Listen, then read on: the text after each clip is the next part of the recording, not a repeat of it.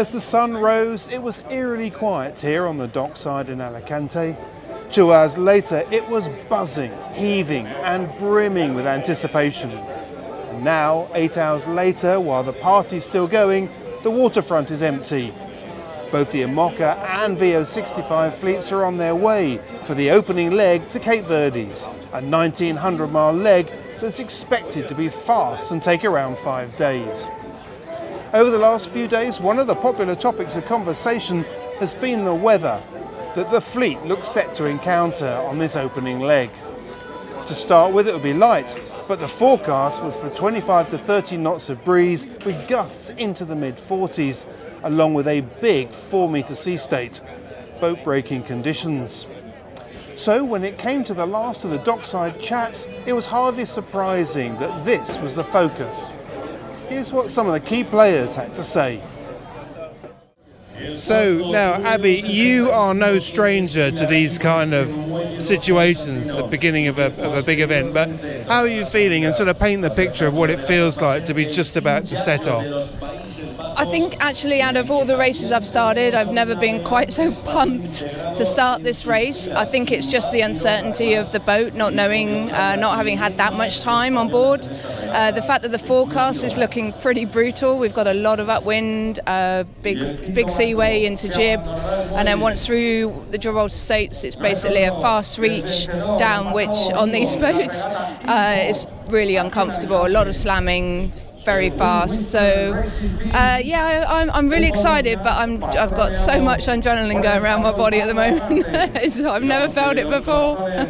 You're probably really just looking forward to just getting out there, and that's when things will settle down, I guess. Exactly. I think now it's there's so much hype in the village. You've had prep time here in Alicante, and there's a million different things that are sort of pulling you sideways, and it's at this point now where you just want to get to sea and do what we do. So, Benjamin, the big day's coming. First of all, how do you feel?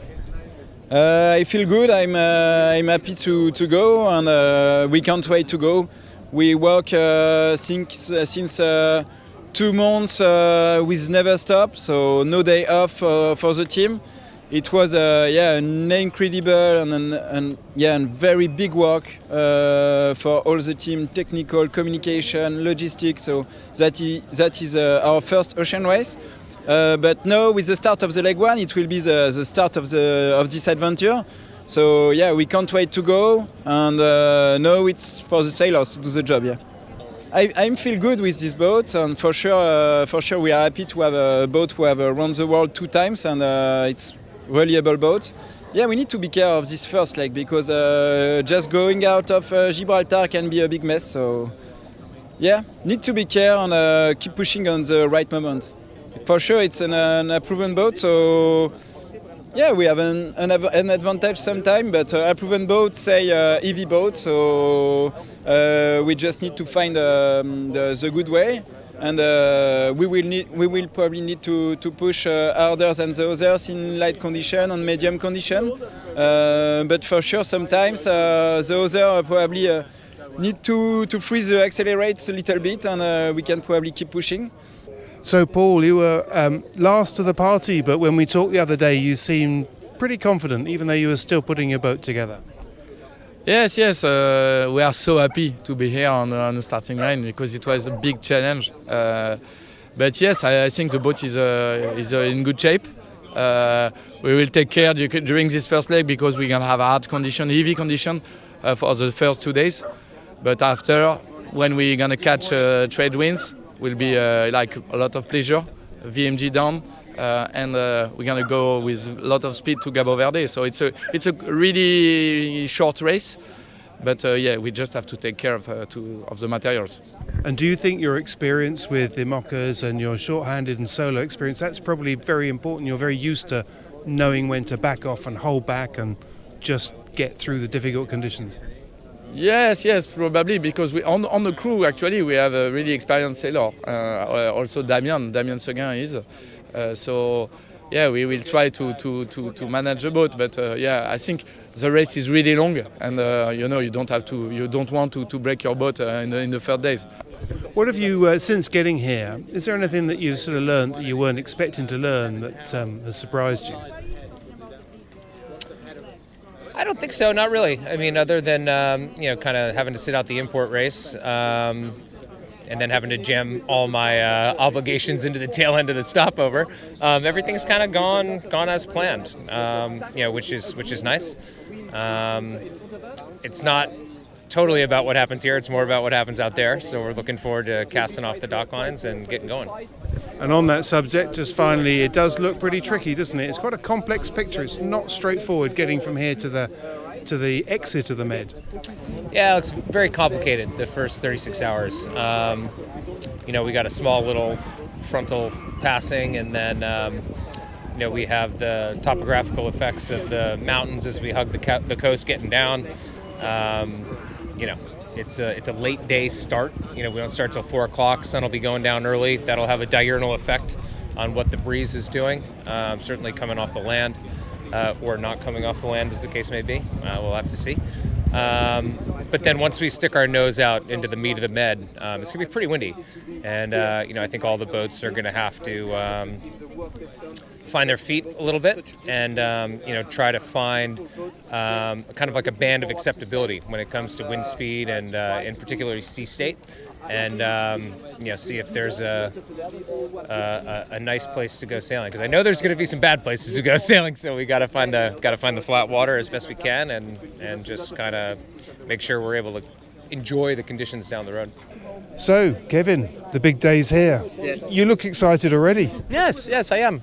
Pressure is coming up a bit. It's good pressure, it's pushing us to be better on the water. It will be a hard first 36, 48 hours. A lot of tacks, upwind, strong winds, choppy sea states, like it's Alboran Sea. And then after Gibraltar, more speed rise, but focusing on the first 24 hours. When we haven't been sailing offshore for a while like that, it's getting back with what we know to do, but we don't want to break the boat, and we'll be focused on that. How much does your experience in the Mocha fleet and the solo fleet and the shorthanded fleet, how much do you think that pays in these kind of conditions? Is that an advantage to have that experience? I think it's an advantage. Because I've done both. I've done single-ended, I've done full crew, and I think I'm trying to take best parts of each configuration. So yes, single-ended is very important in order to be able to take decisions, which is important when you're a skipper. And having sailed full crew is important in order to be able to help each other to put in the crew their skills, because you don't want to be a skipper that takes every decision without the input of the crew. So yeah, it will be my work on this first leg is to build a crew and to let everybody put her input skills in this crew. That's very interesting, because your build-up to this race in the last 6 months has been very different, because the Defi Azimut, you decided to sail solo rather than fully crewed. You did the route to Rum, obviously sailing solo. What was your thinking behind that? You clearly wanted to be alone. What was your thinking? Yes, because for me, it has been 2 years without single-ended. So even if the Ocean Race was the main goal this year, I had also the Route du Rhum. And each race, I want to compete, and I want to be at the highest level. And you have to take.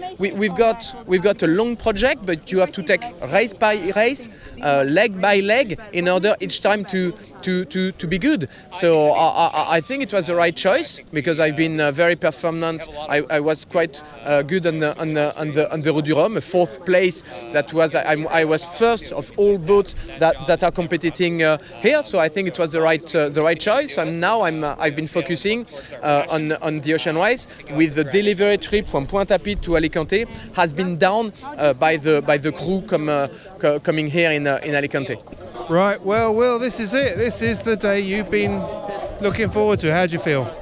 Yeah, finally we're here. It feels like it's been so many months of preparation, and I'm just super excited to get going. You're counting down the days. You just can't wait to get on the water and finally race these boats. It's I think we know every little detail to it, every little bit of performance and speed and preparation that we've had to think about, we've covered. So now it's just about getting out there. And the only thing I'm a little bit nervous for, I'd say, is just seeing how we line up against these other boats. There's some great races in here, and they're all really well prepared boats. And I just want to see how we perform against them. And we're not going to find that out until the end of Lake One in Cabo Verde in 6 or 7 days' time. So we'll see how it goes. Quite a complicated weather picture for the next 24, 36 hours. What are your thoughts about it? Yeah, so I think for us, we really want to take a nice consistent start. We've got the sails we have to choose in mind, and we're gonna stick to our guns there. And then in the first night, I doubt we're going to get much sleep. It's a really tricky transition to get to Cabo de Gata, the southeastern corner of Spain, and then following that, as soon as we get through these light wind transition zone where the wind's going to be all over the place, we're straight into 40 knots of wind and a 3 or 4 meter swell, which is really uncomfortable in these boats. A full baptism of fire, I'd say, and that's going to take us all the way up to Gibraltar. So it's a good test for the boats. This is how the race should start. I'd much rather this than very light winds Mediterranean exit, but it's a great way to start the race and really kind of a first test for the whole fleet. It's going to be a fascinating 36 hours and indeed a leg. When it came to the start, the VO65s had the rough end of the deal. Light, shifty winds made for a tricky start. For the Mockers, the breeze had settled in and strengthened, making for a faster affair. And if you want to see what these sailors mean by taking it easy, take a look at the replay of their start, in particular Paul Mayer's Biotherm. A brand new boat with a team that only sailed together for the first time last week. Was this taking it easy?